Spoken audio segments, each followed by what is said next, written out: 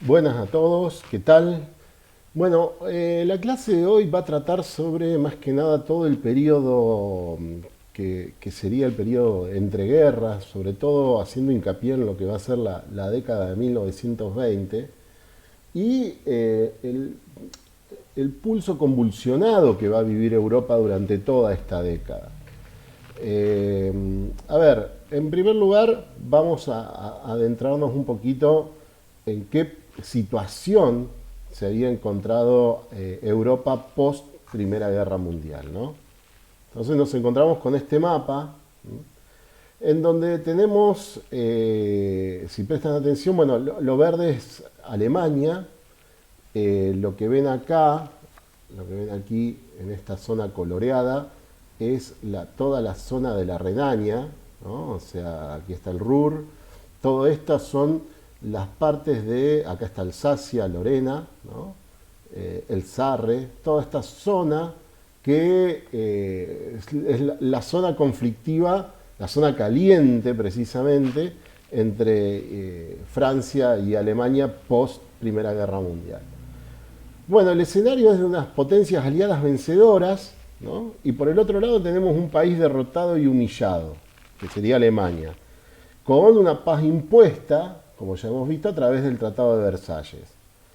Con las zonas industriales tomadas, devastados, sin recursos, sin embargo Alemania va a ser el que va a marcar el pulso de toda la política exterior en todo este periodo. Ya que nunca va a abandonar su estatus de potencia. ¿Y esto por qué sucede? Esto se debe más que nada a dos situaciones claves. Por un lado, una política exterior francesa bastante oscilante que va desde la imposición total del Tratado de Versalles en un comienzo, incluso a pesar de no tener en muchos casos el apoyo de Gran Bretaña, a una política más conciliatoria o más atenuada con respecto a lo que sería Versalles. El otro factor se debe a la visión única de un estadista alemán llamado Gustav Stresemann. Stresemann condujo los hilos de la política exterior alemana durante todos los años 20, concretamente de 1923 a 1929, con un implacable pero muy paciente realpolitik. Ya vamos a ver de qué me estoy refiriendo. Entonces, la década del 20 la podemos dividir en dos grandes periodos. Un primer periodo que va de 1920 a 1923, que tiene que ver con la resistencia alemana frente al Tratado de Versalles, ¿no? O sea, acá durante todo este periodo los conflictos franco-alemanes van a estar a la orden del día prácticamente. Y en esta primera etapa Alemania va a aplicar una política de confrontación, resistencia, en lo que va a intentar eludir todas las cláusulas del Tratado de Versalles, ya sea en temas de como las reparaciones, como en temas de las cuestiones de desarme. En el tema de, bueno, perdón, la segunda etapa ya estamos hablando de una política de realización o conciliación, digamos, alemana, ¿no? Que va de 1923 hasta 1932, que es precisamente el ascenso de Hitler al poder. Acá la intransigencia alemana va a estar mucho más reducida, digamos, se va a intentar otro tipo de diálogo. Eh, en el tema de desarme cabe aclarar que Alemania tenía que contar teóricamente con 100.000 hombres. Sin embargo, poseía 200.000 hombres bajo bandera en realidad. Esto queda, digamos, en evidencia cuando en 1920, precisamente en la zona de la Renania, hay una insurrección comunista muy fuerte y el gobierno alemán procede, digamos, a la represión de esta insurrección comunista. Ahí es cuando el poderío alemán queda al descubierto. Esto preocupa a Francia, esta situación va a preocupar a Francia y responde, digamos, con una sanción militar, ocupando Frankfurt y Darmstadt hasta que Alemania abandone la zona desmilitarizada de la Renania. Porque Alemania viola el Tratado de Versalles, militarizando de vuelta la zona de la Renania frente a la insurrección comunista. A pesar, digamos, y esta ocupación francesa se va a llevar adelante, esta ocupación francesa, digamos, de Frankfurt y Darmstadt, se va a llevar adelante a pesar de las negativas de Gran Bretaña. O sea, Francia prácticamente actuaba por su cuenta, y no le importaba por ahí, digamos, ni el apoyo ni las opiniones de las demás potencias. En 1921, Francia le exige a Alemania la sanción de leyes que redujeran la cantidad de efectivos del ejército a lo que se encontraba estipulado en el Tratado de Versalles, ¿no? Esta vez sí, Gran Bretaña va a acompañar este pedido que le hace Francia a Alemania. En cuanto al tema reparaciones, esto con la cuestión del desarme alemán. En cuanto al tema reparaciones, es una novela bastante larga, cual la vamos a ir viendo de a poco, en donde este tema, digamos, o sea, es donde se da más que nada la grieta interaliada, ¿no? O sea, facilitando un poco la situación de Alemania, porque es distinta la visión sobre las reparaciones que tiene Francia a la que tiene Gran Bretaña, y esto Alemania se va a aprovechar precisamente de esta situación. A ver, en el Tratado de Versalles, la suma de las reparaciones no fue fijada. Más que nada debido a que la cantidad que pensaban los aliados era tan exorbitante que no resistía el mínimo análisis. Sin embargo, los aliados van a encontrar su excusa moral, digamos, para cobrarle reparaciones a Alemania a través del artículo 231 del Tratado de Versalles, que declara culpable y responsable de la guerra en su totalidad a Alemania. Y es por ello que Alemania debía pagar.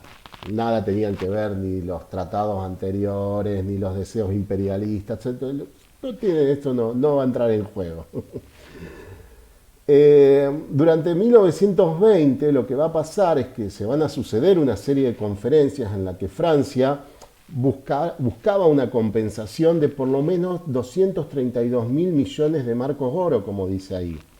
Sin embargo, recién al año siguiente, en 1921, se fija la cifra de 132.000 millones de marcos oro. Esto, a ver, para que se den una idea, serían alrededor de unos 330.000 millones de dólares hoy en día, ¿no? Sería como para hacer un desfasaje a lo de hoy. Esta baja en las reparaciones, que igual siguen siendo extremadamente altas, se debe más que nada a que Gran Bretaña no quería abrumar económicamente a Alemania. Las cifras iba a pagar en anualidades que iban a variar según el progreso de las exportaciones de Alemania.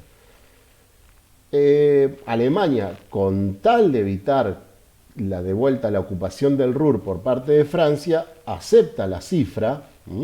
Sin embargo, después de un primer desembolso de 1.000 millones, se declara insolvente para afrontar los pagos. Está fundido prácticamente. Es por eso que en 1923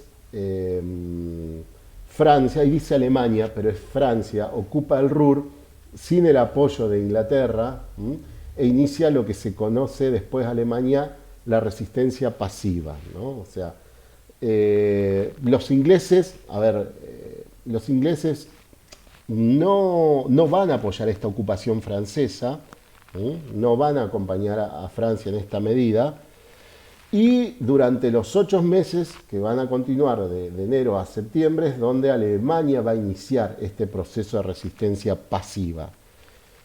Para Francia, esta medida no hizo más que demostrar lo desesperada que se encontraba, ya que Gran Bretaña no brindaba ningún tipo de garantía de seguridad frente a las reparaciones o al rearme alemán, ¿no? Y por otra parte, Francia quizás hubiera encontrado un poco mayor eco en Gran Bretaña si no hubiera ejercido tanta presión en la cuestión de las reparaciones, ¿no? O sea, y esto queda demostrado, esta situación, esta supuesta hipótesis queda demostrada, porque un año antes de la ocupación del Ruhr, en enero del 22, Gran Bretaña le ofrece a Francia revisar el Tratado de Versalles, ¿sí?, con un comité internacional a cambio de su apoyo, ¿no? O sea, si Alemania atacara a Francia, Gran Bretaña iba a acudir en ayuda de Francia. Pero para ello había que revisar el Tratado de Versalles. Si bien el presidente del Consejo francés, digamos, o sea, Aristides Briand, acordaba con esta base, fue desautorizado por su propio presidente, ¿no?, por Poincaré, ya que la oferta, digamos, y esto va a ser una constante durante toda la década, ya lo vamos a ver, porque la oferta inglesa cubría, digamos, el apoyo a Francia, pero no este apoyo no se extendía ni a Polonia ni a Checoslovaquia, que eran como las piezas claves del sistema de Versalles para Francia. A su vez, Francia, en este caso, también se iba a ver despojada de su principal elemento de presión. Finalmente, Briand dimite como presidente del Consejo y el gobierno de Raymond Poincaré anuncia una nueva línea. Si Alemania no pagaba, debía ceder a sus acreedores las minas del dominio público del Ruhr. Esto es un endurecimiento por parte de Francia respecto a Alemania. Esta política, este endurecimiento de la política exterior francesa, va a permitir a Alemania precisamente visualizar la grieta entre los aliados. ¿Por qué? Porque a Francia no la acompañan ni Gran Bretaña ni Estados Unidos en estos pedidos. Y de esto precisamente es donde va a sacar provecho Alemania.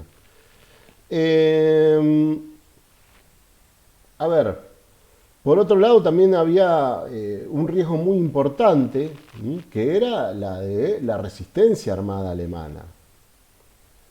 Alemania durante 8 meses solventa la resistencia pasiva, como ya le había dicho, en donde él paga los salarios de los trabajadores que fueron a huelga, que los trabajadores del carbón y del acero, el gobierno alemán se hace cargo de sus salarios directamente.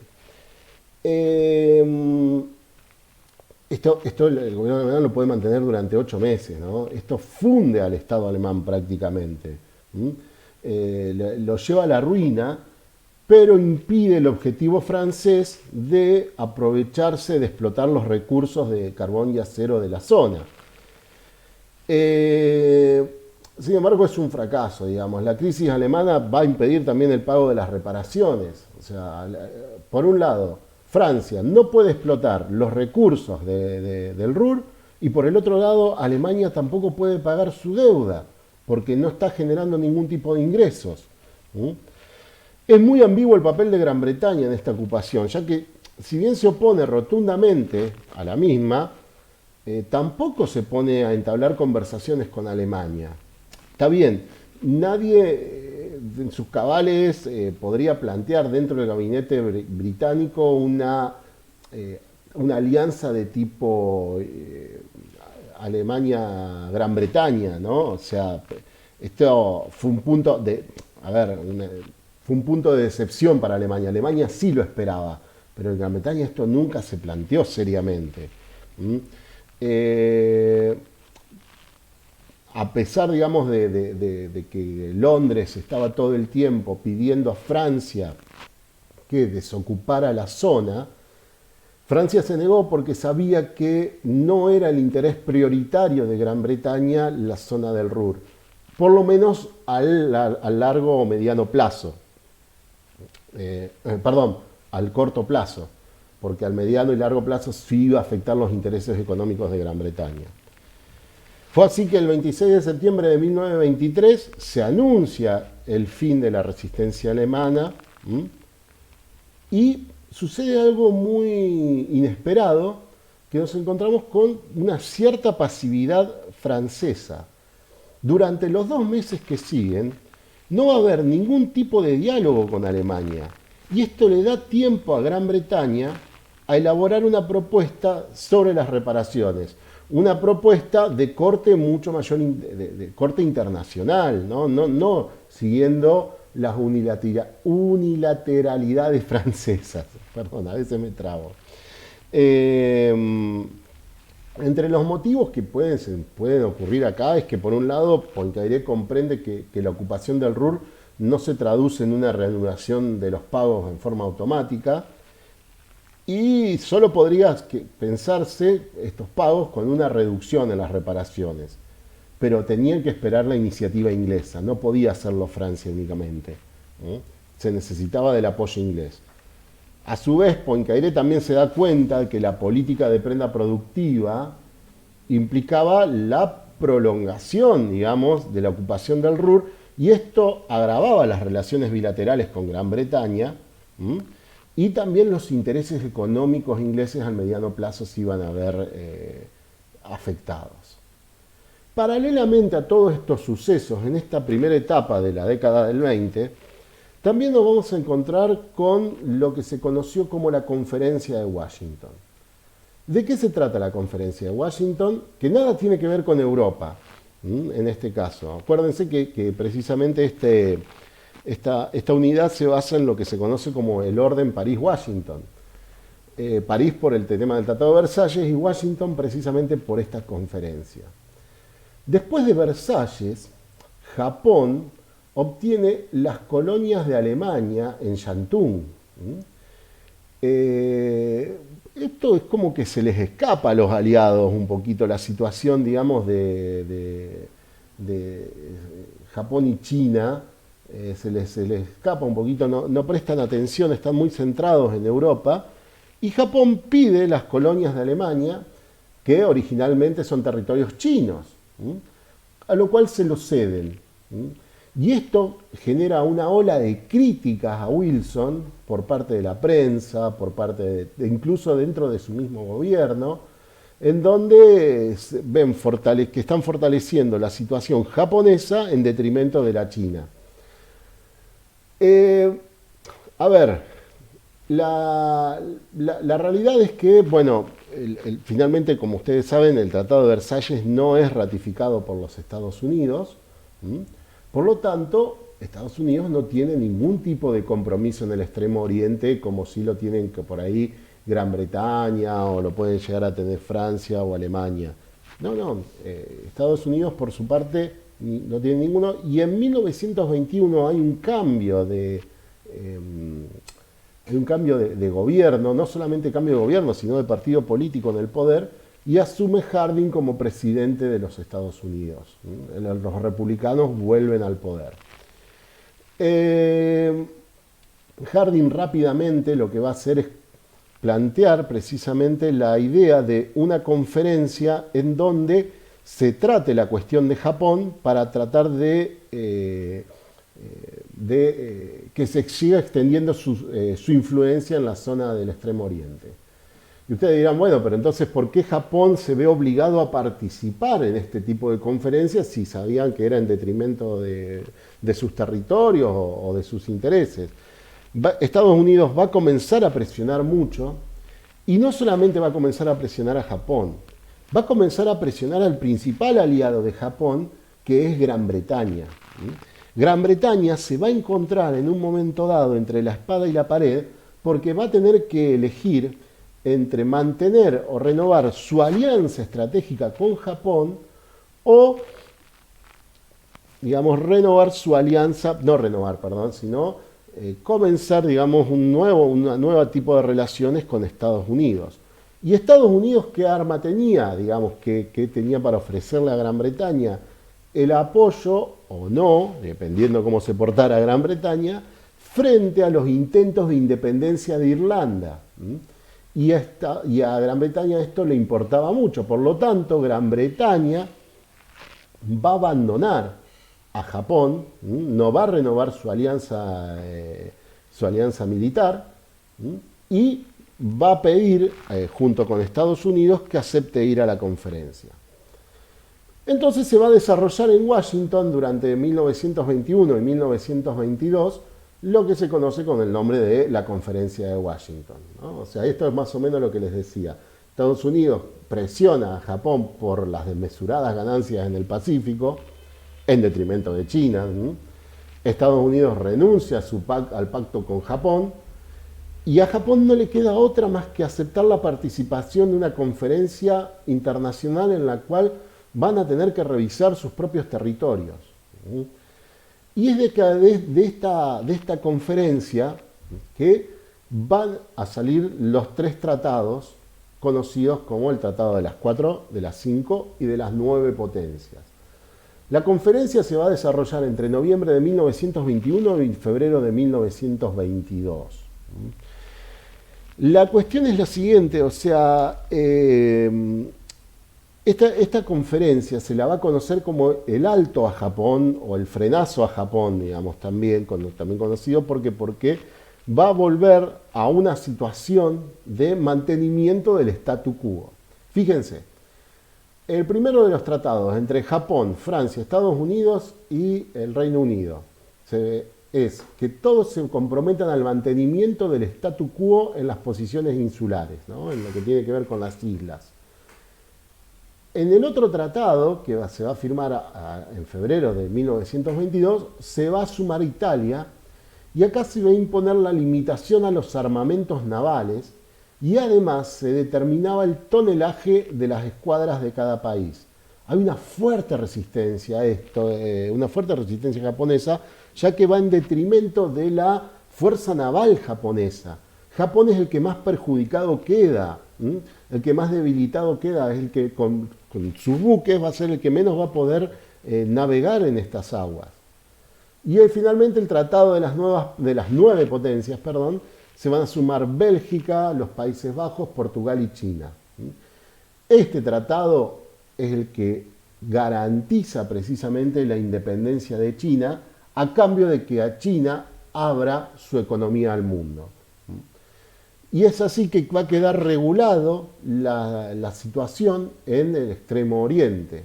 Ya después de lo que había pasado en Versalles, del error que había sido Versalles también en Oriente, no solamente en lo que fue Europa, finalmente en 1922 queda subsanado este error y China tiene garantizada su independencia, como así también su territorialidad.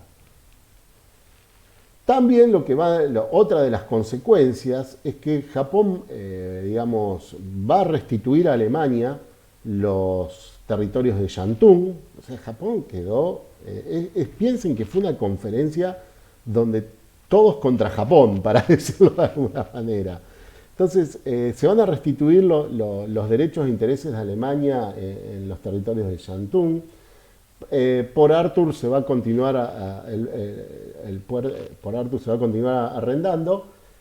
Japón va a permitir que China también ocupe un lugar en la administración del ferrocarril transmanchuriano y también va a renunciar Japón a los beneficios de los acuerdos con China de 1915, que era un acuerdo prácticamente impuesto sobre China, en donde Japón se aprovechaba de su situación de debilidad. Como ven, la situación, digamos, de Japón durante la conferencia de Washington fue en la más extrema soledad y apenas si pudo negociar algunas cuestiones menores que tengan que ver con sus propios territorios, pero fue desde aquí en adelante no va a haber ningún otro intento por seguir expandiéndose por el resto de Asia. Ahora bien, entrando en la segunda etapa después, ya dejando y volviendo a Europa, en esta segunda etapa nos vamos a encontrar que hace su aparición en la escena europea un nuevo estadista, ¿no? O sea, Gustav Stresemann, que va a quedar como canciller y encargado de la política exterior alemana. Como habíamos visto, él quiere aprovechar el tema de la grieta en la cuestión de las reparaciones. Su objetivo también es revisar las condiciones del Tratado de Versalles y a cambio él plantea un reducido plan de pagos, pero un plan de pagos real que pueda llevarse a cabo, ¿no? En cuanto al tema, bueno, digamos de las reparaciones, quedó fijado de esta manera, ¿no? Se reanudaron en 1924 y sobre la base de un comité internacional de técnicos que va a estar presidido por el norteamericano Charles Dawes, que es el que ven ahí en la foto.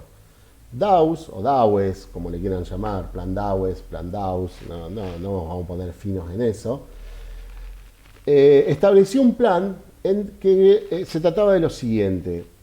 Se fijaron por 5 años las anualidades crecientes que debía pagar Alemania, que eran de 1.000 millones de marcos el primer año y 2.500 millones de marcos el último año, y a su vez se disponía que el cumplimiento quedaba garantizado a través de la entrega de las obligaciones de los ferrocarriles y de la industria alemana. Para Stresemann la aceptación del plan Dawes era necesaria no solo para la evacuación del Ruhr, sino también para encontrar capitales de inversión que provengan de Estados Unidos y Gran Bretaña. Esta era la otra gran preocupación, la reconstrucción de la economía alemana. El plan Dawes fue aplicado satisfactoriamente durante sus 5 años debido a precisamente la afluencia de los capitales extranjeros. Fíjense qué negoción el de Alemania. Recibe capitales por casi 30.000 millones de marcos oro y los pagos por reparaciones fueron cerca de 7.500 millones de marcos oro. O sea, es ganancia pura. Keynes lo demuestra en 1926. Estados Unidos le presta dinero a Alemania, Alemania transfiere su equivalente a los aliados. Y este círculo va a durar hasta el crack de la bolsa de 1929, ¿no?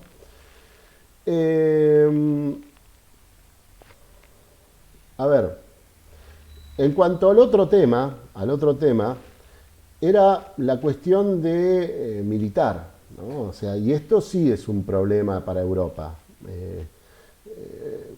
A ver, la seguridad francesa exigía que Alemania no fabrique los armamentos como cualquier otro país, no era cualquier otro país, Alemania.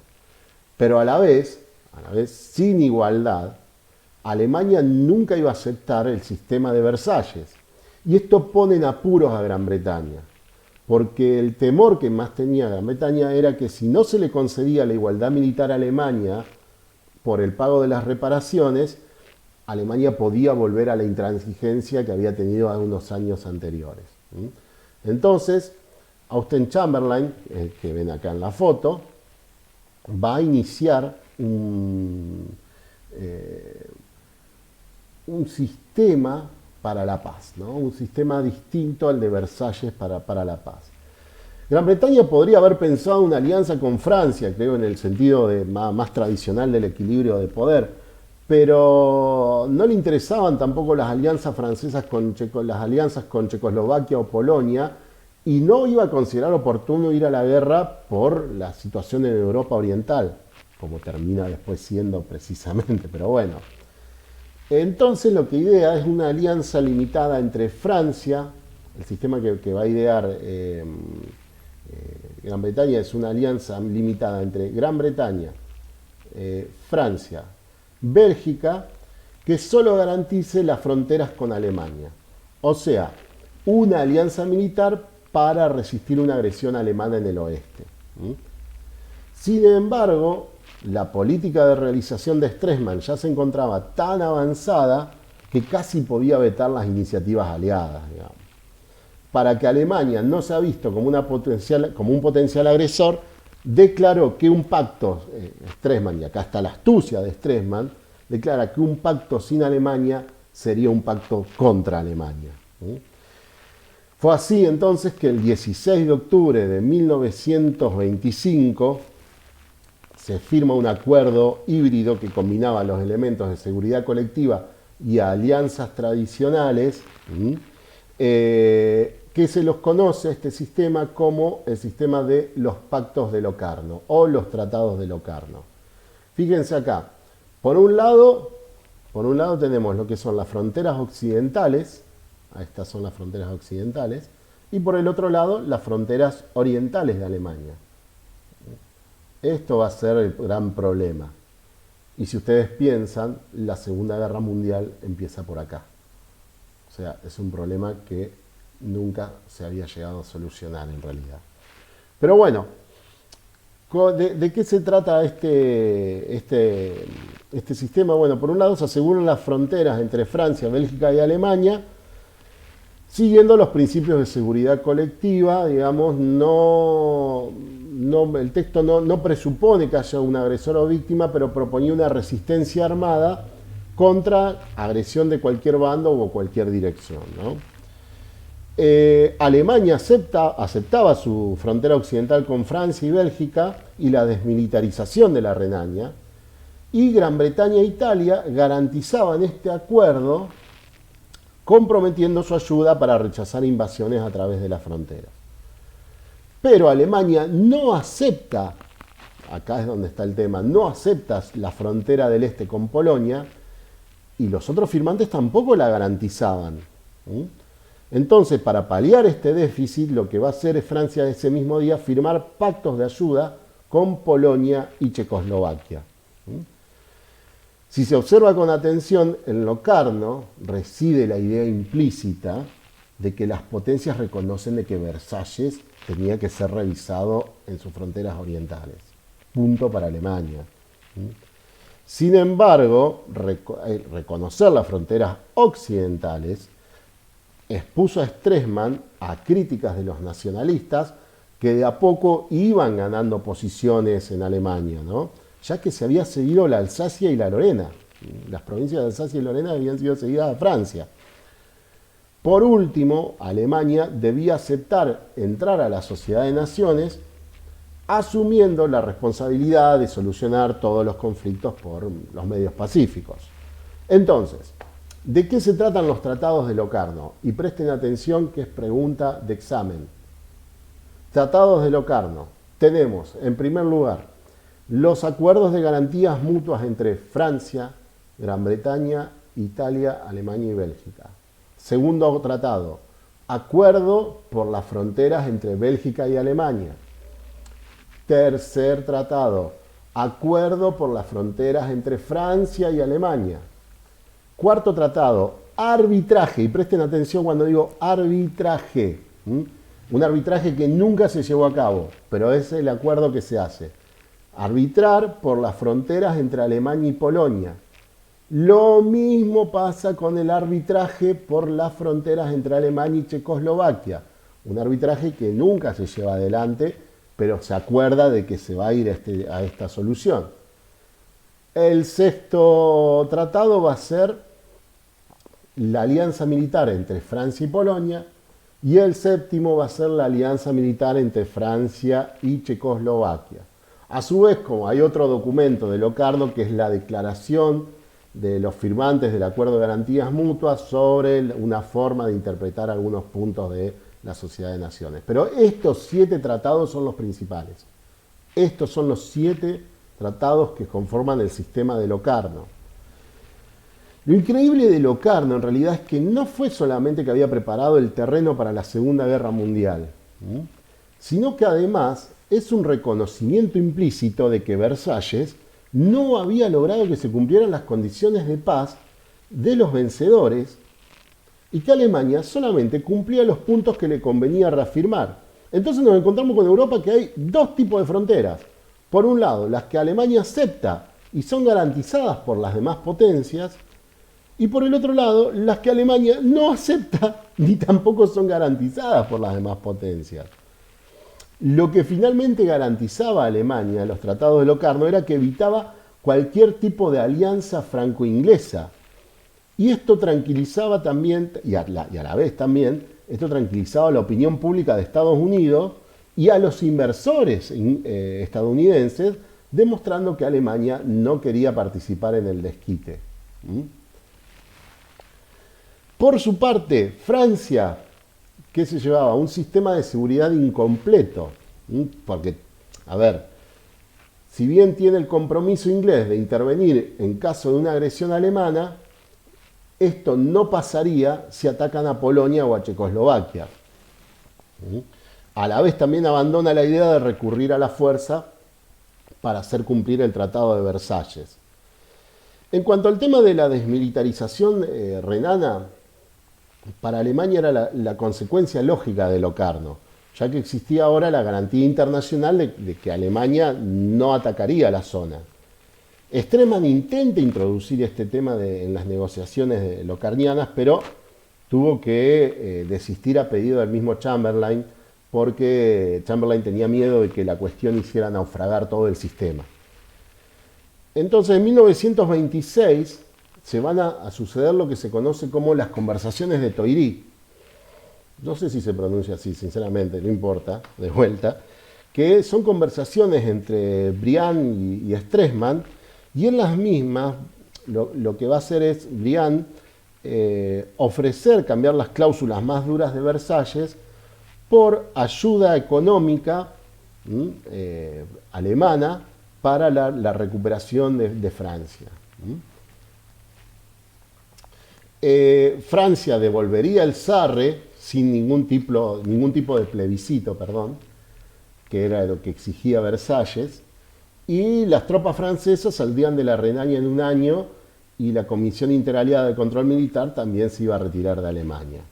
Sin embargo, tanto como en Francia como en Alemania, el acuerdo es rechazado. En Francia lo que decían, digamos, era que se sacrificaba la Renania. Y en Alemania los nacionalistas critican la colaboración con el sistema de Versalles. Finalmente, en 1928 se van a abrir un nuevo canal de diálogo en el cual se va a fijar un plan de pagos a largo plazo que se extiende más allá del plan Dawes. Más que nada debido a las deudas contraídas por Francia ante Estados Unidos durante el 17 y el 18 y que Francia debía afrontar. Este diálogo de 1928, se va a traducir en los acuerdos de La Haya, que se firman el 30 y el 31 de agosto de 1929. Estamos ahí al borde del crack de la bolsa. Se establece un nuevo plan de pago de reparaciones llamado el Plan Young, que determina las anualidades en 57 años, sí, 57 años, pero reduce un 17% el valor del crédito francés. Y por otra parte también se evacúan los territorios de la Renania. Perdón, ahí en la diapositiva dice pago de 57 años, son 59 años. Les pido disculpas.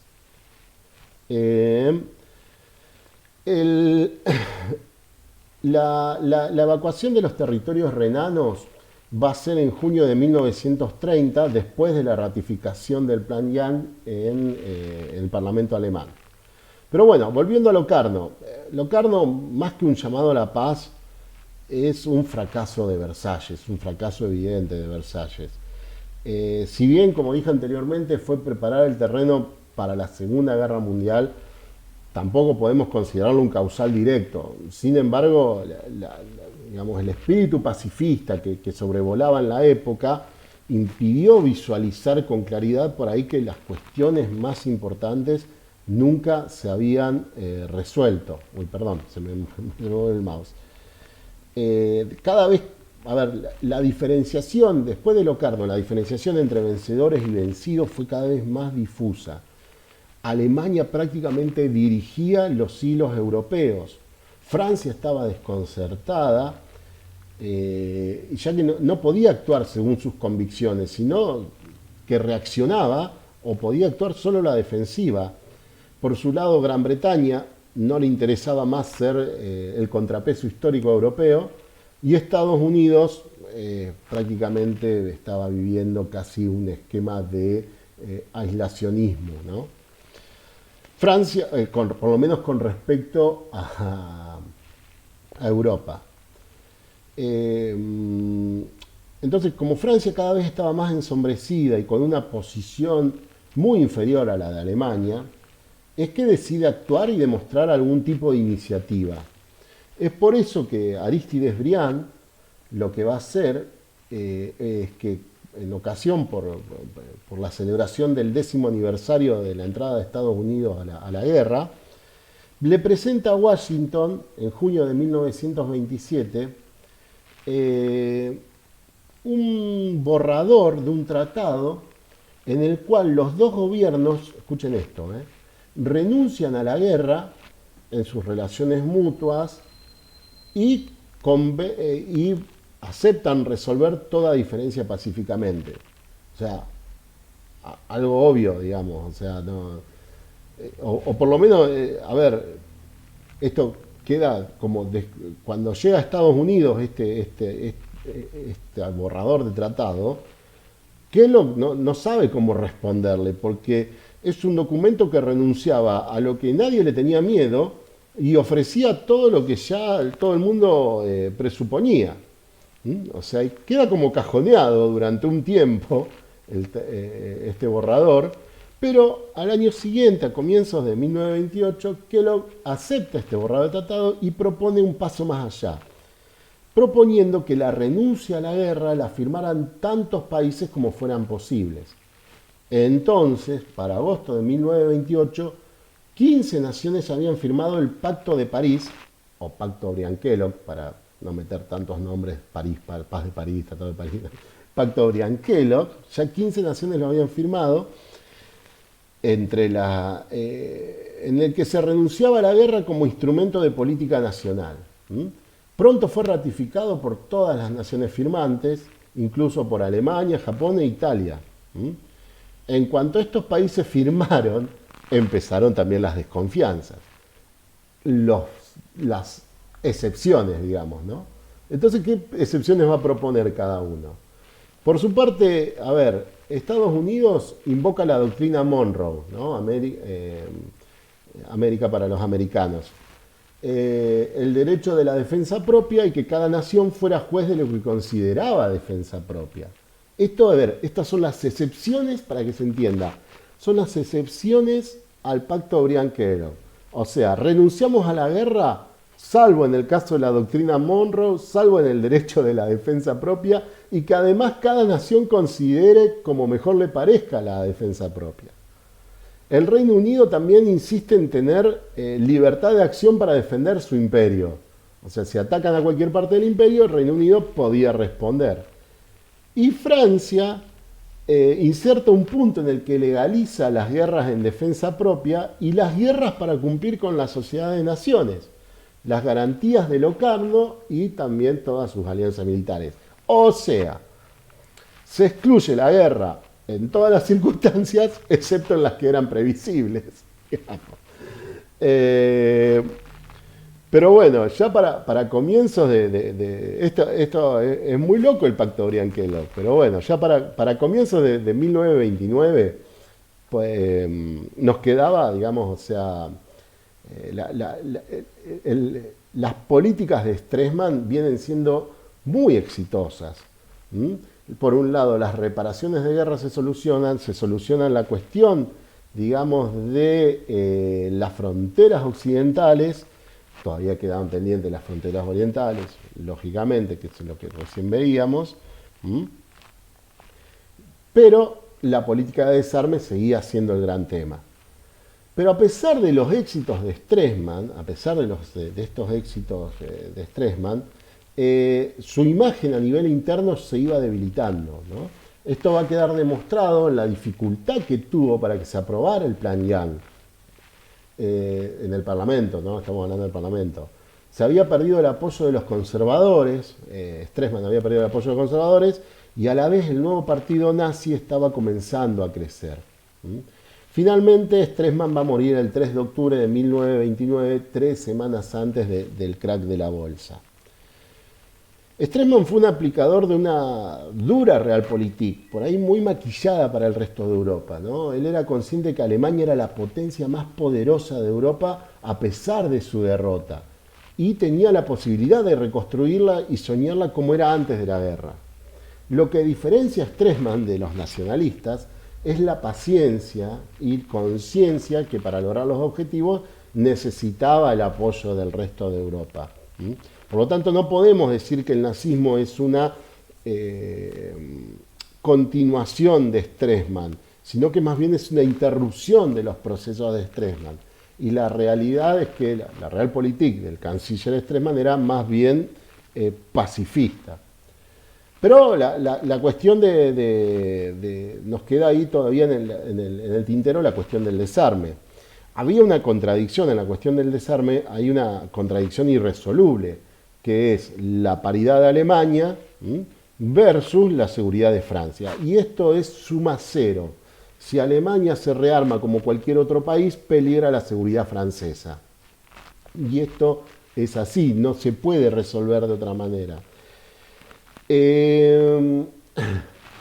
Entonces, ¿qué propone Gran Bretaña? Propone algo muy ingenuo, que es conservar la paridad alemana, pero prohibiendo la conscripción. Lógicamente, esta propuesta es rechazada, y ese mismo año Alemania abandona la conferencia de desarme, la hacen a pesar de eso, la hacen regresar. Ahí pongo entre comillas discriminación francesa, porque fue lo primero que dijeron los alemanes después de apenas abandonaron la conferencia. Bueno, después le hacen regresar con la promesa, digamos, de una fórmula irreal en donde garantizan la igualdad de derechos, también garantizando la seguridad de todas las naciones, ¿no? Una cosa de locos, nunca iba a funcionar. Sin embargo, Francia ya no podía defenderse contra Alemania y Gran Bretaña seguía rechazando su alianza militar con Francia. El estancamiento dura hasta octubre de 1933, año en que Hitler finalmente va a abandonar la conferencia. Ahora bien, esto hasta acá con la cuestión de Francia, ¿no? Francia, Alemania y demás. Pero ¿qué pasa en Norteamérica en el año 1929? Nos vamos a encontrar con la crisis económica mundial más grande de la historia desde este momento. A ver, si bien no voy a tratar en profundidad las causas de la crisis, no es algo que por ahí nos interese a nosotros, sí resulta interesante ver cómo repercute la crisis de 1929 en las relaciones internacionales de la época. A ver, en su origen la crisis es un hecho americano, ¿no? Para los hombres de negocio de Estados Unidos, para asegurar el desarrollo de la producción industrial, tenían que alimentar la demanda. Esto es como el primer punto. De esta manera se aumenta el poder adquisitivo y despierta nuevas necesidades de consumo.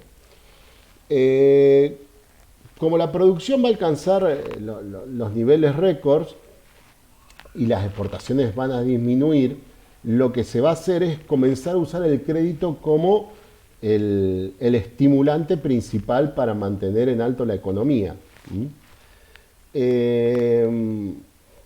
Esto, si bien ayuda en un comienzo, trajo como resultado también el desarrollo de la especulación, sin duda.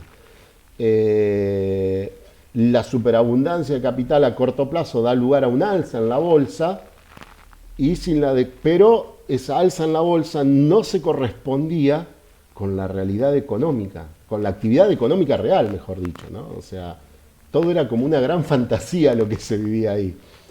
Esta situación va a pasar inadvertida para casi todos los actores de la época, y cuando a mediados de 1929 se publican las estadísticas mostrando un descenso en la producción, varios accionistas comienzan a vender sus valores industriales, ¿no? El 23 de octubre la baja se acentúa y el 24 de octubre se hunden los cambios. Es el crack de la bolsa neoyorquina. Los bancos ya tienen dificultades y las empresas ya no tienen más créditos bancarios y deben restringir su producción. la situación se va a prolongar porque los compradores van a estar esperando, digamos, una baja en los precios y una baja que nunca llega, ¿no? Ahora bien, la crisis se va a propagar a todo el mundo, no solamente va a quedarse en Estados Unidos, sino que va a ser una crisis mundial, porque las inversiones americanas que se habían realizado después de la Primera Guerra Mundial eran enormes. Entonces, la dificultad es, lo que va a intentar Estados Unidos, digamos, es repatriar los dólares que estaban en Europa, volverlos a traer para poder solventar la crisis. Pero bueno, esto lo que va a hacer es provocar una contracción del crédito, ese crédito inflado que existía, pero ya va a dejar como de existir como herramienta principal, ¿no?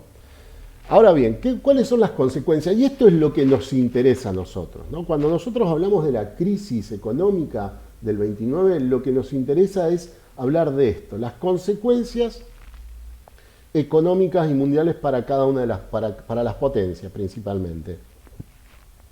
En Estados Unidos va a comenzar lo que se conoce como la era del New Deal, en 1933.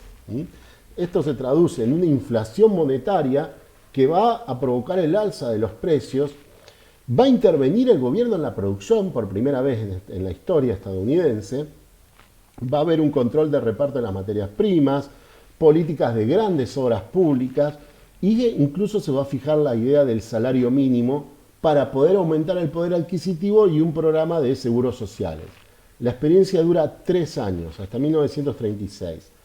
Lo esencial es la devaluación del dólar con el objetivo de fomentar las exportaciones a Europa, y a la vez se intensifica el proteccionismo arancelario, ¿no? En cuanto a Francia, también en 1936 va a adoptar su propio New Deal, y Gran Bretaña va a adoptar un régimen de preferencia comercial con sus colonias, con su imperio.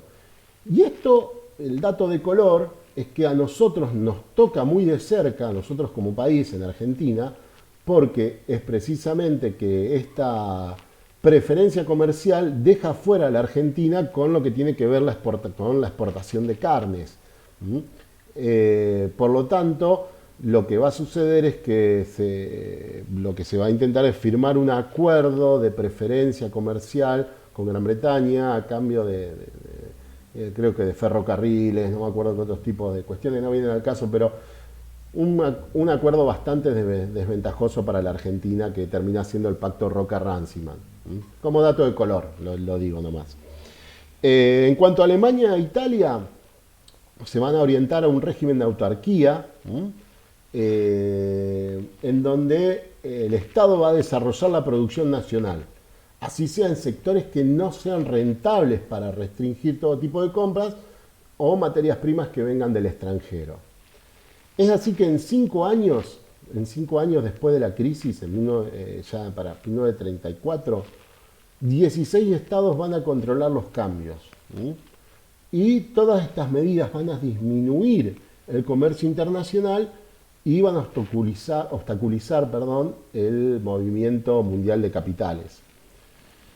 La supranacionalidad que se pensaba, digamos, esto afecta tanto en lo político como en lo económico, porque la supranacionalidad que se vivió durante la época post-Versalles a través de la Sociedad de Naciones también va a sufrir una contracción, digamos. O sea,